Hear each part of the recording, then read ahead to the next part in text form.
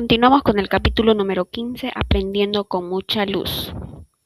¿Por qué enseñar a los estudiantes en clases amplias, con ventanales, luz natural, es mejor y produce mejor rendimiento en la enseñanza impartida de clases angostas y probablemente iluminadas? ¿En qué medida de los colegios, los institutos de enseñanza o media o universidades que se han construido o se están construyendo en las grandes ciudades, la forma de ser y pensar en aquellos que están formando? Es posible que la arquitectura de los colegios no responda hoy a lo que verdad requiere el proceso cognitivo emocional para aprender y memorizar de acuerdo a los códigos del cerebro, verdadera naturaleza humana y sea el cerebro humano y verdadera agresión, los potenciadores de la agresión, insatisfacción y la depresión. ¿Hasta qué punto se puede vivir contrayendo en el espacio del aula, lejos de grandes extensiones de tierras con horizontes abiertos, o montañas, árboles, de suelos alfombrados de verdes secos o manojos? ¿No ha alterado los códigos básicos de aprendizaje y la memoria? Todas estas preguntas actuales persistentes inciden en la concepción de una neuroeducación. Hace bastante tiempo que hemos estado que los habitantes de las grandes ciudades tienen tasas altas de ansiedad y neurosis, estrés crónico y desde luego enfermedades mentales, entre las que sobresalen la depresión y la esquizofrenia. Es más, hoy sabemos, por estudios de resonancia magnética molecular, que dichas personas tienen una actividad aumentada de varias áreas del cerebro emocional, entre ellas y en particular la amígdala, que es el detector constante de miedos, peligros y dolores, pero también de la corteza cingulada, que focaliza la atención y forma parte de la organización de toda conducta emocional. Lo que sí sabemos es que su origen está en las dos áreas del cerebro junto a muchas otras. Son generadoras de la cascada de mecanismos que organizan la respuesta al estrés cada vez que una persona siente que se invade el espacio. Y todo esto ya entronizado en modo inconsciente en el cerebro del ser humano actual. ¿Hasta qué punto? ¿Hasta qué punto no incide esto en la intimidad familiar e influye el niño en la educación? ¿Acaso todo aquello no conforma un marco de percepciones emocionales que envuelven el cerebro de la formación? De todo lo que no cabe la menor duda es de que toda percepción genera una reacción emocional sutil o brusca y aguda, de bueno o malo, atractivo o rechazo, el acercamiento o la huida, el desagrado o la belleza, y de la percepción aguda o continuada. En este marco cotidiano no está ausente el edificio, las paredes del aula, el aula misma de los espacios del recreo del colegio. Y es de este modo que para los arquitectos el proyecto y la construcción de colegios o cualquier otro edificio donde se enseña empieza a pensar considerando importantes cómo los edificios se construyen no solo deberían tener exquisita razón y cálculo en su diseño y construcción, sino que también emoción, sentimiento y grado sublime, y desde luego su impacto para un buen funcionamiento específico de un cerebro que aprende y memoriza. La neuroarquitectura estudia perspectivas inéditas con la que el poder romper tiempos y espacios a secas para reconvertirnos en tiempos y espacios humanos, en espacios de un nuevo orden y complejidad que obedezcan y potencien la expresión y el funcionamiento de los códigos que el cerebro trae al nacimiento.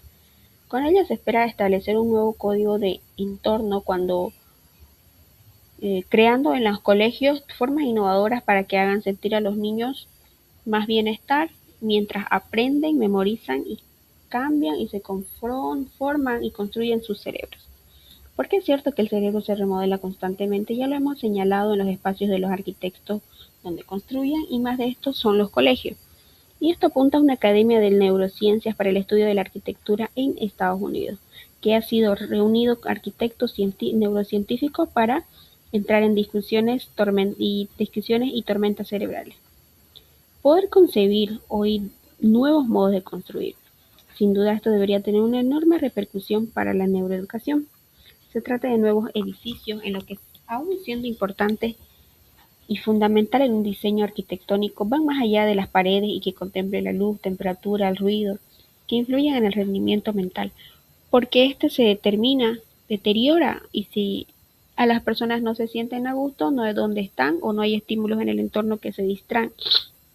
En general, si las condiciones no son adecuadas para la realización de una actividad mental determinada, y sin duda esto es un esencial en el caso de los colegios, pero para controlar el nivel de luz, utilizar la luz natural, mantener la temperatura y la humedad adecuada de la clase y los niveles de ruido puede resultar muy complejo. Depende de la gran medida de idoneidad de cada niño, donde dándose el caso de que algunos muy poco ruido puede ser soporífero o situaciones que la intensidad de la luz adecuada para otros puede ser difícil para la lectura o la escritura para otros. Y esto todavía más crítico en la clase de alumnos de primaria con cerebro envuelto en borachín de crecimiento sináptico. Para los que están en que las fuentes de luz, el diseño de las ventanas o los flujos de aire que pueden ser particularmente influyentes y todavía va más allá. Considerar los entornos del colegio donde sigue educando y aprendiendo. Y no debería ser lo mismo hacerlo en los patios con paredes grises y cementadas en espacios amplios, verdes y húmedos. Permítame un añadido en que no deja de tener interés mirando en casi inmediato el futuro, que son los 50 próximos años. Me refiero a algunas reflexiones recientes acerca de la profusa construcción de rascacielos en el mundo y la tendencia de arquitecturas hacia arriba. En las grandes ciudades se encaja con esa otra tendencia que predice que la población de los seres humanos viviría en las grandes naciones. Precisamente los estudios de las Naciones Unidas ya adelantan que más de 9.000 millones de seres humanos que posiblemente habiten en la Tierra en el año 2050, más de 6.000 millones vivirán en las ciudades. Es decir, 2 de cada 3 humanos nacidos en los próximos 30 años. Esto es lo que ha llevado a muchos arquitectos a justificar basándose en la sostenibilidad de las ciudades, a difícil comunicación social, los transportes, así que la seguridad, la salubridad, el agua, el alimento y energía en el futuro en estas grandes ciudades solo será posible si se construyen hacia arriba y no en horizontal. Es decir, a vivir en los futuros rascacielos, pero ¿es posible hacer esto sin antes conocer la profundidad de la fisiología del cerebro humano y los códigos neuronales de funcionamiento?